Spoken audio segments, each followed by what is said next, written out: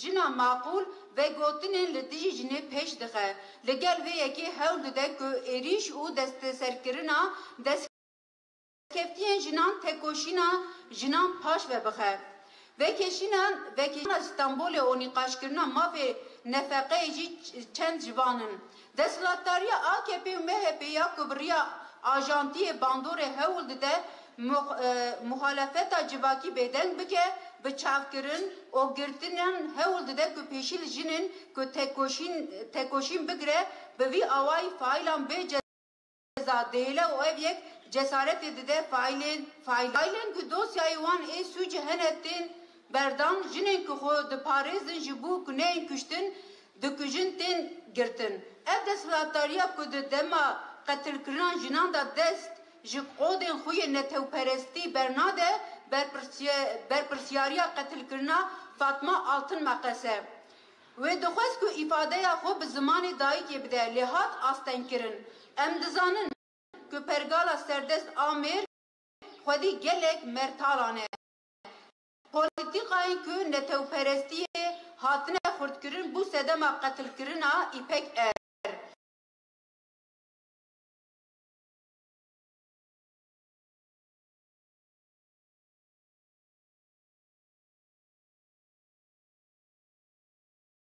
O malbata mexdur tehdit kir. Ji Gülistan dokuya ku li Dêrsimê hat windakirin hêjî te agahî nayê girtin.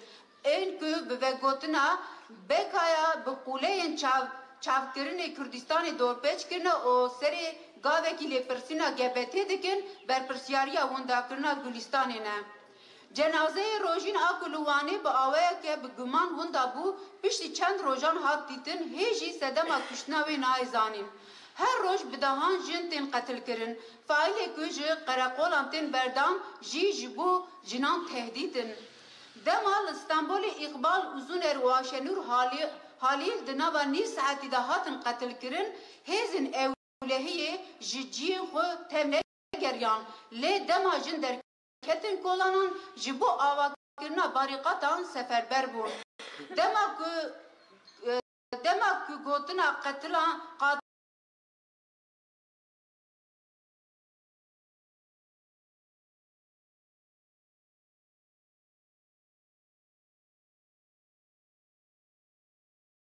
li dijî hemû polîtîkayên nû yên zayenperest dijminatiya jinên pêk tên têkoşîna xwe xurt bikin. Em ê di 25 mijdarê da ji bo jiyana azad a bêşîddet, îstîsmar û ketxwariyê li qadam bin. Em ê bi şikestina tecrîdê azad bibin. Em dizanin ku modernîtaya kapitalîst hewl dide ku ji kaosa krîz piralî yên ku dijî biriya netewa dewletan xelas bibe. Li rojhelata navîn ku îro biye navenda şerran ji bo hemû jin û gelan yekane çareserî ava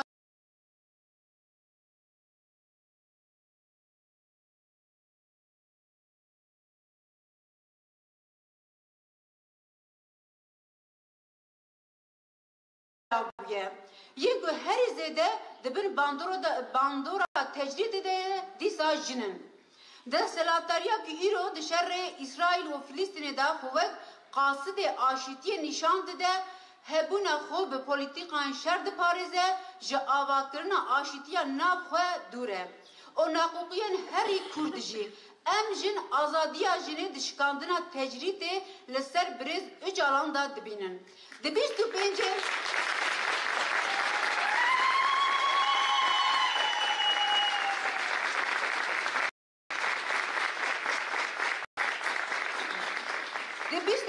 mijdarê da ji bo şikandina tecrîdê em ê her kolan her tax bikin qada çalakiyê. Li dijî şerê taybet em nirxên xwe yên civan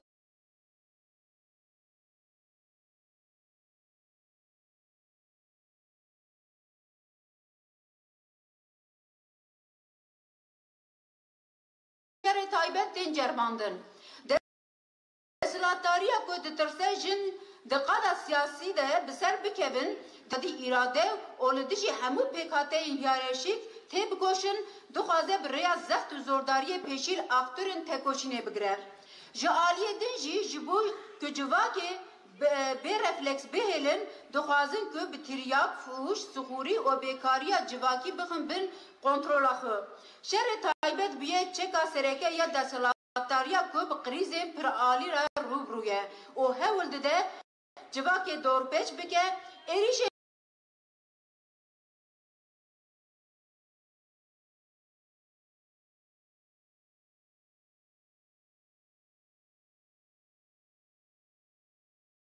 اگه گوونده دگرین تین گرتن چالکی مین چاندی تین آستن کرن دبن ناوی پولیتیقاین اولکاری دا دخوازن ارنگاریا کردان قرب بکن وکا دو ام ایرو جی جبو هزا خو بمر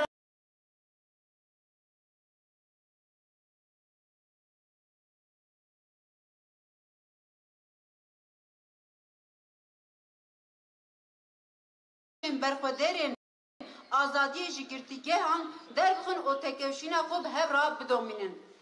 قیوم دربایا سردستی یا میره. تجربه تکوشینا می تفگرا جنا آزاد به پولیتیقای روبریین هرمی و گهری روشک جواکی اجبو جنان بیه هیوی. جن به پرگالا هفسروکاتی در روبریین هرمی ده بونه هزا بریاره. به پولیتیقاین هاتنا آواکرین بون هزا چارسریا پسکریکین جنان. مدیریت جنان قادن جیان ین جنان کوپراتیف ناوندین هفگرتنی یه جنان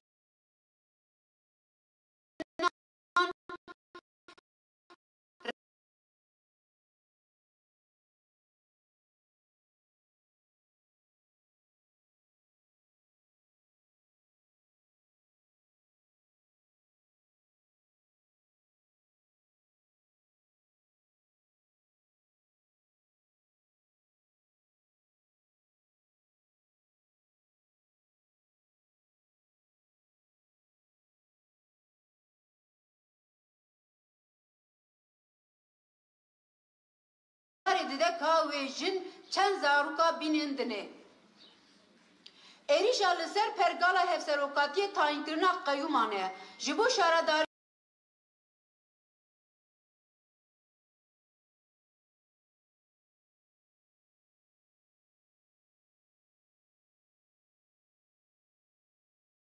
دست خستنه به پولیتیقاین قیومه لمردین ایل حبو حلفتیه یا کردستان اول اسن یورتا ترکیه هات دست سرکرین او یک دجمناتیا لدجی گلی کرد و جنیه لدجی پولیتیقایا قیومه یا کب سالان تی دوباره کرین جنان ده هر هلبجارتنه دا لسر صندوقان را براگاندنا اراده خو برسف دان دستلاتاریه دستلاتاریا کج برسفا گل فهم نکر جاره کردن به حقوق دجمناتی پولیتیقاین وی تی انجام بدست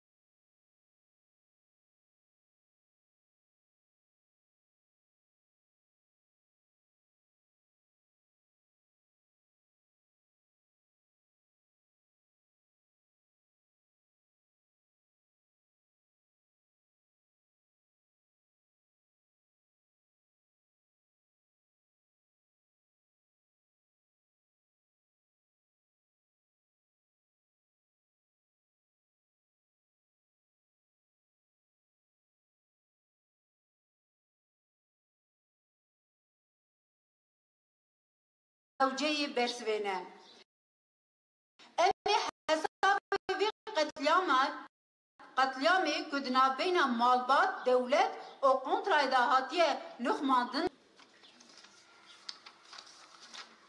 دریا کو هر دبر و گران قاندا رانتی ولاد راستی چتیان کر هر داویجی دست دریجه زارون کان کر ین کل استانبول بن ناوی چتیا یعنی دوغان دبون سدما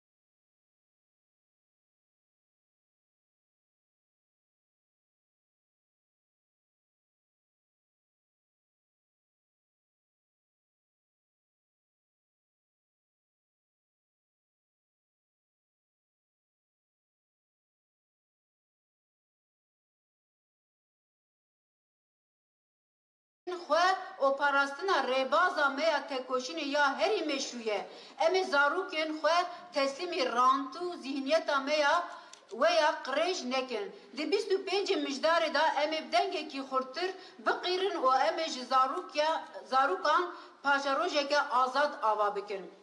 Xweparastina me pergala me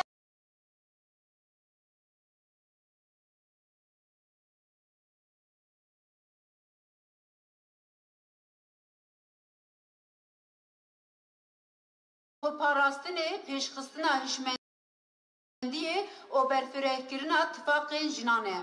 Çawa ku dewletên serdest ên mêr ji afrandinên jinên yên dîrokî heta destkeftiyên heyî êrişê her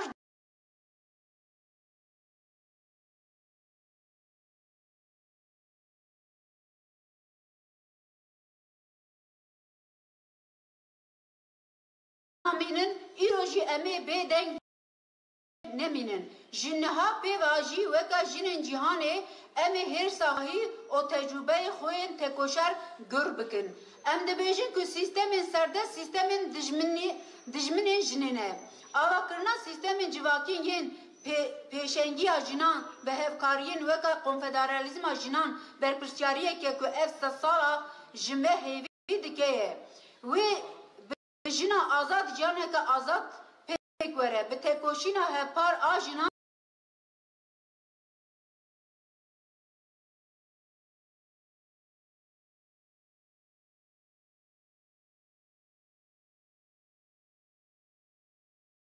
bu jinan dikin. Ku biçin qadên ku em ê meşaleya azadiyê pêxin û kolanên ku em ê li bimeşin.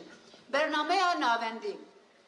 Di navbera yek û dehê mijdarê de li Seranserê Kurdistanê û Tirkiyeyê de li ser esasê hişyariya civîn atölye û çalekiyên malan bên li darxistin. Di navbera 5 û 25 mijdarê de her kolan, her tax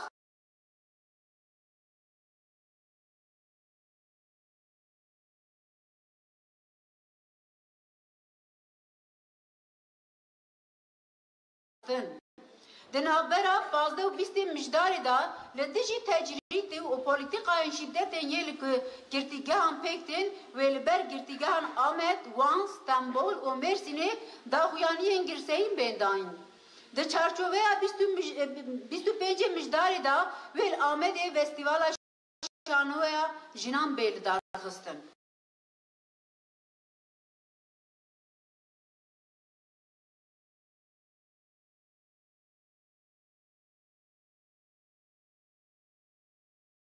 Nûrê Îranê li bazî meş û daxuyanî bên dayîn. Di 25 mijdarê da wê meşên finalê Amedê ji bo Narînê, li Wanê ji bo Rojînê, li Dêrsimê ji bo Gulistan Doqûbê li darxistin. Planên 25 mijdarê yên hemû bajaran wê bi çapemenî û raya giştî re bên parvekirin. Bimînin xêr û xweşiyê da. Jin jiyan azadî.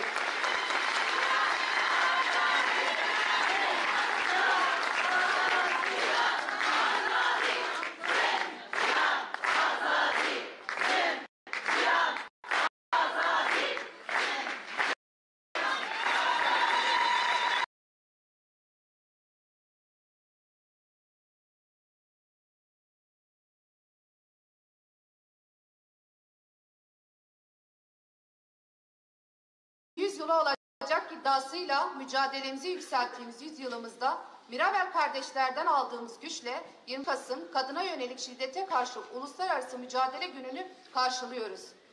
3. Dünya Savaşı olarak adlandırdığımız ve Orta Doğu başta olmak üzere dünyanın birçok bölgesinde gelişen savaş politikaları, savaş koşulları şüphesiz başta kadın ve çocuklar olmak üzere tüm toplumsal değerleri etkilemektedir.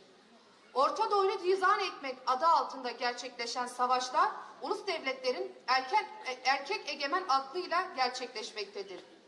Gerçekleşen savaş politikalarında kadın kırımı, toplum kırımı, doğa kırımı vahşet düzeyine yaşanmaktadır. Savaşların en çok kadınları yoksullaştırdığı, göçerttiği ve katlettiği görülmektedir. Kendi iktidarlarını